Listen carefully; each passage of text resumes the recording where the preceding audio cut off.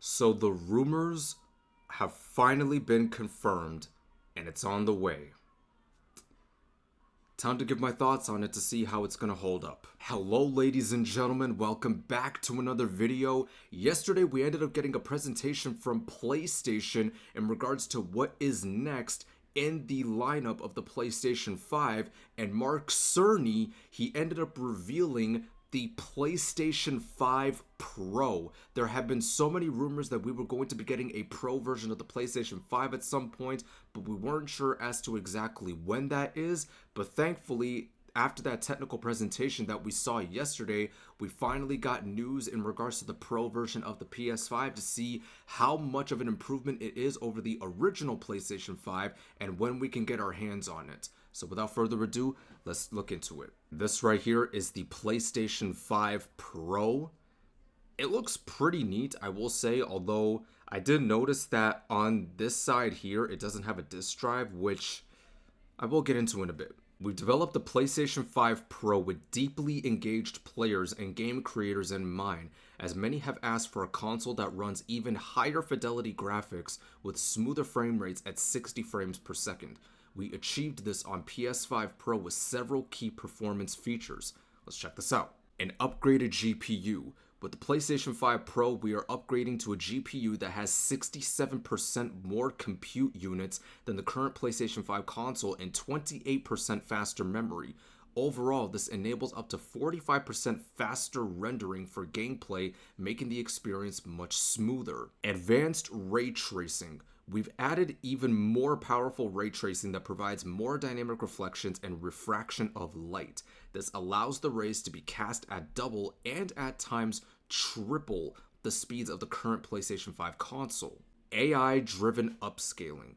We're also introducing PlayStation Spectral Super Resolution, PSSR for short, an AI-driven upscaling that uses a machine learning-based technology to provide super sharp image clarity by adding an extraordinary amount of detail. So with the upgraded GPU, while the original PlayStation 5 did a very good job at being able to render assets within the open world of a specific video game as quickly as it did, the fact that the PS5 Pro is going to have an even more powerful GPU, therefore making the render times a lot more faster and a lot more sufficient for any video game that you play, is going to be really, really good.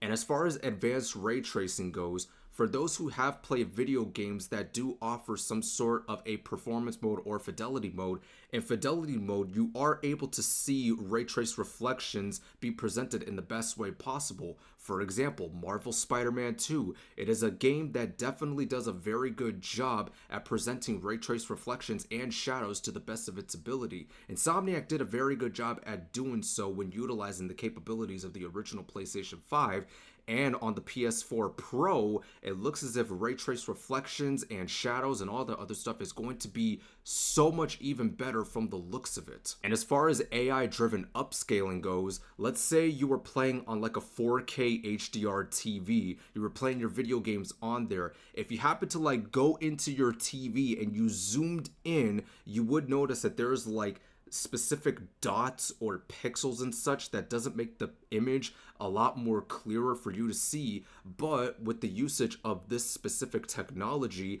it's going to eliminate that. Therefore, it's going to make the image a bit more clearer for you to see if you were to zoom in up close to your television or your monitor. Other enhancements include PlayStation 5 Pro Game Boost, which can apply to more than 8,500 backwards compatible PS4 games playable on PlayStation 5 Pro. This feature may stabilize or improve the performance of supported PS4 and PS5 games. Enhanced image quality for PS4 games is also available to improve the resolution on select PS4 titles.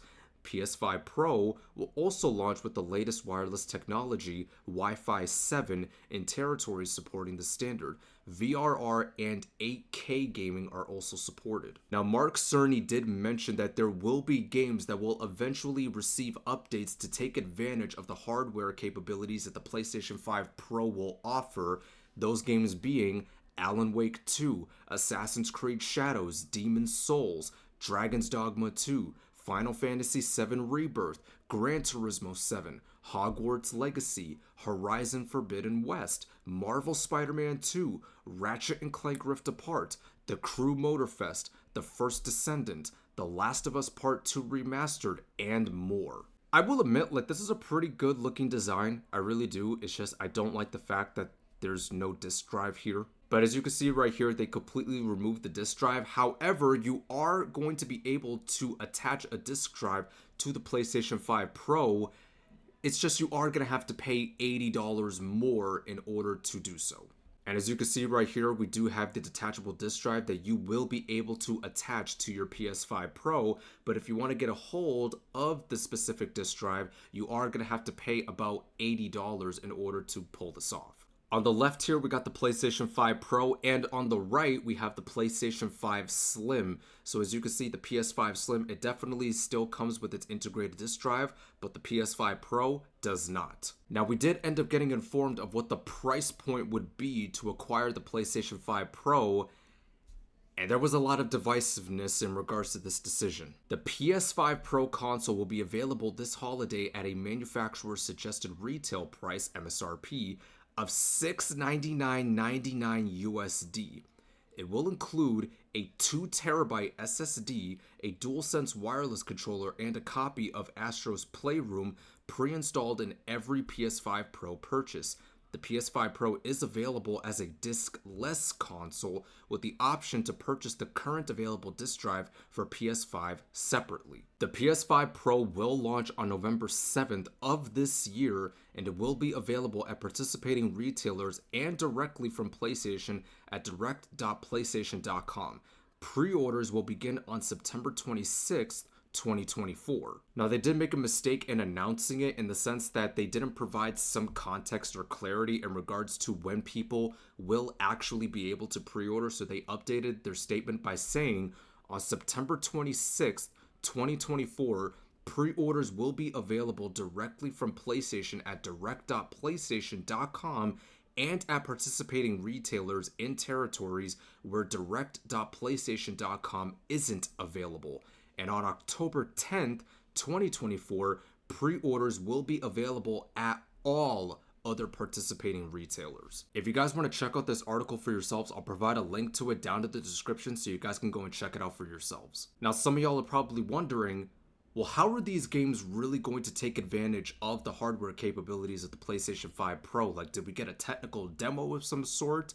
Surprisingly enough, we did. And it was showcased in this technical presentation that Mark Cerny did yesterday. So this was what I meant when I was talking about AI-driven upscaling. When you're zooming in on like your game monitor or your television screen, you'll notice that the image, it looks somewhat like this, but thanks to the PlayStation 5 Pro and its AI-driven upscaling, it's going to alleviate this to give you a more clearer image on whichever game that you're playing. So here we have a technical demo of how specific PlayStation 5 titles will be running on the PlayStation 5 Pro.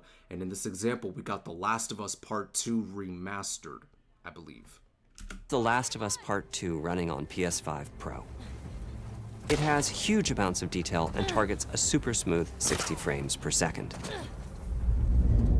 Let's compare this to the fidelity mode on PS5, which is only running at 30 frames per second and is therefore much choppier. This goal of delivering almost fidelity-like graphics at performance frame rates has been achieved for a broad set of titles, including Marvel's Spider-Man 2 and Ratchet and Clank Rift Apart.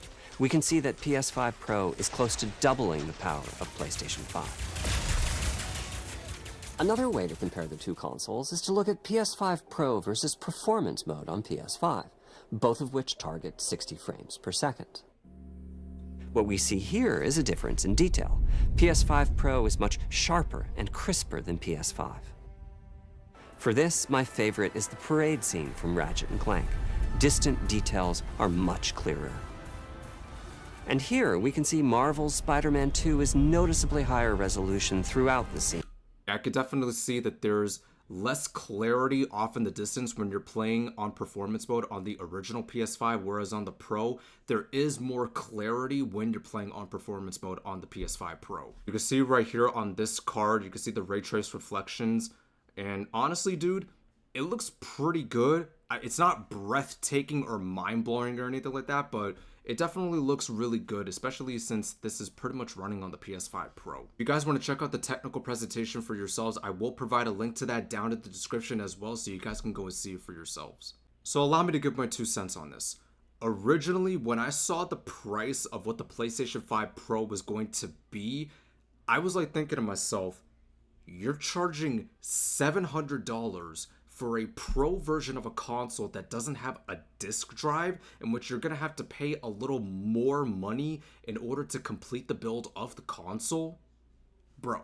Now, I didn't think too much into it because I hadn't seen the technical demos of the games that were running on the PS5 Pro, but then when I finally saw it, I then realized that there is somewhat of a difference that you see with the games that are running on that specific console. I mean, if you look back as to how PS4 games were running on the PlayStation 4 Pro when that version of the console got revealed back then, it was hard for people to see the difference in performance and fidelity on the PlayStation 4 Pro in comparison to the original PlayStation 4. It was hard for people to see it, but once they saw the technical demos of games that were running on the PS4 Pro, they eventually realized, okay, there's definitely some difference in performance as to how these games perform on the Pro version of the console. I do see the perspective that a lot of people think that that is way too much money to spend on a game console, especially when you harken back to when the original PlayStation 3 released. I remember back when the original PlayStation 3 released, PlayStation was charging the consumers $600 to get a hold of that console back then, and then as the years went by, the price decreased by like a couple $100 ever since the inception of the console. So when you look back at how that turned out back in the day, you can't help but think to yourself, that might actually happen with the PlayStation 5 Pro, especially with how old the console might get as the years go by. Another thing that I alluded to earlier was that you have to pay $700 for a game console that doesn't have a disc drive. Therefore, if you do want to get a disc drive, you are going to have to cough up another $80 to get a hold of a disc drive that you can attach on your PS5 Pro. So in a way, you're pretty much spending almost $800 to complete your console setup. Now, I am well aware that where our economy is today, we are starting to phase out the distribution of physical media and are more leaning into the distribution of digital media, therefore creating a digital ecosystem overall. I am well aware that that's pretty much the case nowadays, but as somebody who still believes in preserving physical media, as I'm sure a lot of other people do, even though they represent a minority of the population, I still think it would have been cool if PlayStation still incorporated a disc drive into their model of the PS5 Pro. For me personally, it just sucks to know that if I want to have a disc drive on my PlayStation 5 Pro, I am going to have to spend even more money in order to do such a thing. It just really sucks if you ask me. Now, I also see the perspective where a lot of people have made the claim that like there are people who spend a couple $1,000s to put together a gaming PC of their preference, but they have a problem with spending $700 on a game console. Like, what the fuck? As much as I don't want to admit it, those people do got a point. Like, for me personally, I know I had to spend less than $2,000 to put together my PC build for me to be able to use on a daily basis. So if I was able to spend that much money to get a hold of my PC, then I could definitely spend that much to get a hold of a PS5 Pro. Basically, what I'm trying to say is this. I do understand the perspective where a lot of people are saying that $700 for a game console is way too expensive for people to spend their money on. However, if you are able to spend a couple $1,000s and save that money up to get a hold of your preferred gaming PC, you can definitely do the same in getting a hold of a PlayStation 5 Pro. So long as you take a good portion of your money and you save it and then you build that up over time, you can definitely afford a PS5 or a PS5 Pro. You definitely can, just like everybody else can. Again, it's all about whether or not you're willing to save up enough money to do so. I also do want to point out this perspective, as I did notice other people bring this up too.